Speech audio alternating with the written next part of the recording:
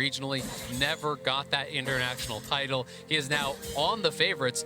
Everyone expecting Damwon coming into playoffs to be the one to win it.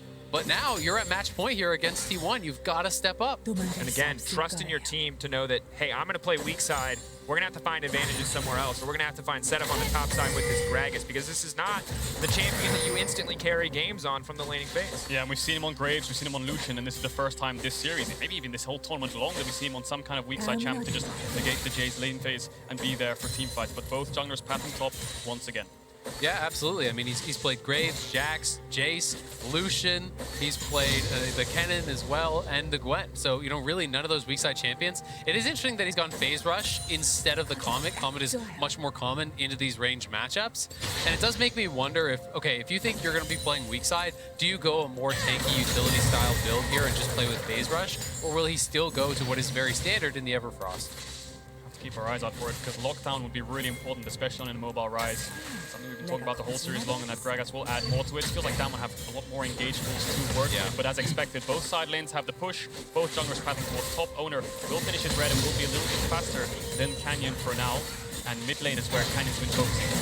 User hitting level 3 first, but Faker hitting it right in time to try to trade back. Relatively even, all things considered. You can see from each area they're doing so much damage on the bottom side. Of course, Lucian's solo lane hit heavily over the patches leading into Worlds, but the bot lane very much improved, especially alongside these Enchanter supports. Now Owner, however, has top lane priority and is confident enough to move into this objective. Canyon coming in the area, though, it might just come down to a smite fight. Both of them have it up and available. Faker has TP, so Showmaker's moving. Owner puts his E down, Faker has TP to it, but he will back off. The crab spawning in 3 seconds. Does Showmaker want to stay around and maybe pull Canyon to contest this? Nope, looks like he's just going to back off.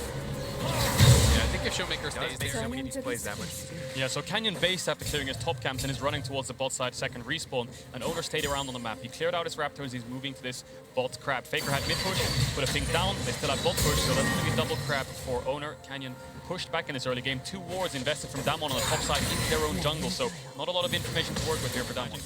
Might want to try to fast push this and base himself and save TP. If you can get TP advantage in this lane, that really helps him to play more aggressive. We'll push in the wave. I expect maybe Khan wants to TP back onto it to make sure that there's a TP trade-off.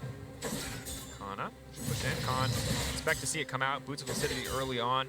Again, feels not very much playing for lane here. Boots of Lucidity just for a little bit of extra CDR, very important on the Gragas. Of course, want to get those cooldowns as low as humanly possible. But Kana now with a potential TP advantage if Khan cannot force this wave out fast enough. Could be big for the bottom side of the map. TP stop. Faker could be in trouble here if they can land the chain.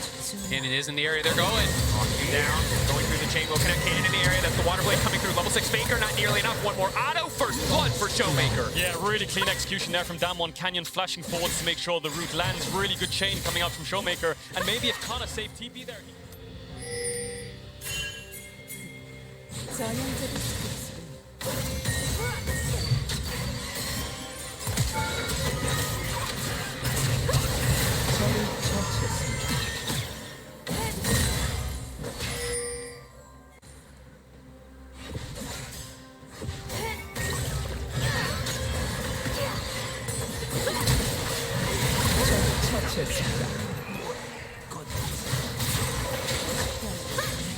spawns in 3 minutes. Both teams are going to group up mid, and they're going to go aggressive.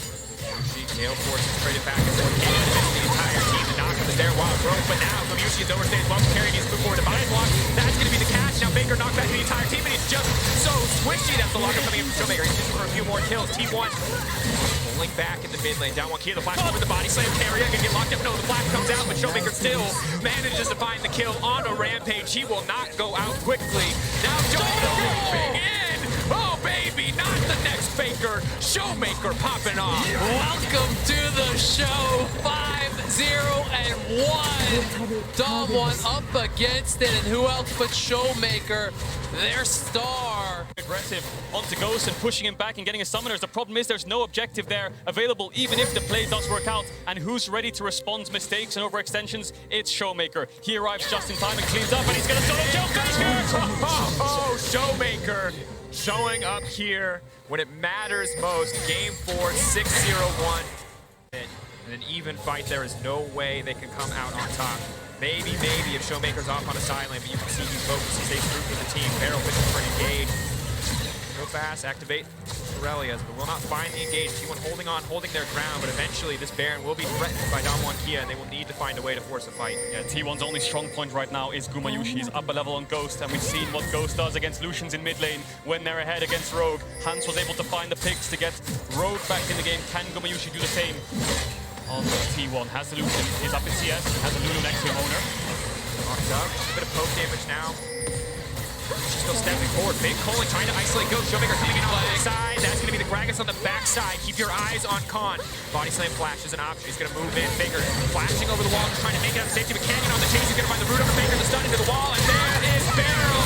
The gold lead too big. Damwon Kia dominated the early game. And they're going to remind T1 why they were the favorites coming into this series as they run them down. Showmaker though low on mana, leaping back. Gumayushi maybe get the shutdown. No, holding on for now. Keria and Gumayushi want to get something done, but Ghost will get a bit of revenge. And now Keria has to run for the hills. The body slam flash, the ace coming in for Damwon Kia. Yeah, Showmaker just playing with them at this point, chasing them all down. 5 kills. The teams that can go aggressive, that can dictate plays, and in game 4 it has been all about Damwon. It was T1 going for this 5th pick Lulu, trying to dominate lane. Barrel circumventing it entirely by moving around the map, and Faker just getting picked on by this aggressive squad. Faker leaping forward without fear. Easy for him to just threaten with all of these cooldowns. Damwon Kia push in on the top side. Baron empowered minions backing him up as they break down these tier 2s. Khan just ushering a wave into the mid lane when Faker just tries to get anything back on the side lane. Echoes of game 1. Important to remember. T1, they got this far in the series because they've adapted, because they've grown from what they've showed us in the past. That said, Showmaker a constant threat, stopping them from getting anything else in this game. Yeah, Damwon playing on 2 lanes here, just pushing T1 back. Showmaker single-handedly forcing T1 back to their nexus, which allows the rest of Damwon to push forwards. This top tier 3 is going to fall 30 seconds on the Mountain Dragon, so maybe Damwon will play it safe after this siege and just beeline towards the Dragon and pick that up. But for now, they're in full control. Showmaker now 16 as well. Really low cooldown on that ultimate, and he's going in on Owner. Damage from Pinion there to body block the chain, though. Keeping him alive as the Sigil of Silence cannot be proxed. Damwon Kia breaking into the mid lane, looking to break down their second inhibitor. Again, slow, controlled victory. They are still on the cusp of losing. They are still, will not be enough to kill most of these members. Focus, they have to find a single target. They have to cross their fingers, hoping that some overextends or overcommits, but it's a slow, controlled siege from Damwon Kia. Showmaker now just showing on vision. Team has to play carefully here. The pulling out to come down for a little bit of poke. Khan steps in, big damage onto Owner. That's the lockup, curtain call coming in. You have to feel like this is it for T1. They're forced away from the tower. This will be the inhibitor tower falling. Third inhibitor to fall. Khan just barely able to make it out. And with the supers crashing in mid, crashing in top, the bottom inhib will fall. Damwon closing Zeus here, looking to finish up this game. Leading T1 out, 3 inhibitors down. They can wait, they can take their time. Showmaker keeps leaping forward. So much damage on the Keria. T1, they find well to bring us to match point, but they'll get knocked down in game 4. T1 holding on for as long as they can, but they know this one is over. Damwon Kia pushing in, breaking the brace. Showmaker, legendary, a triple kill to finish, and Damwon Kia will bring us to game 5. 11-0-3, Showmaker. He wants to be the face of League of Legends. He is the face of modern LCK era, and he is trying to make his legend here at Worlds. What an incredible game against Faker's Rise.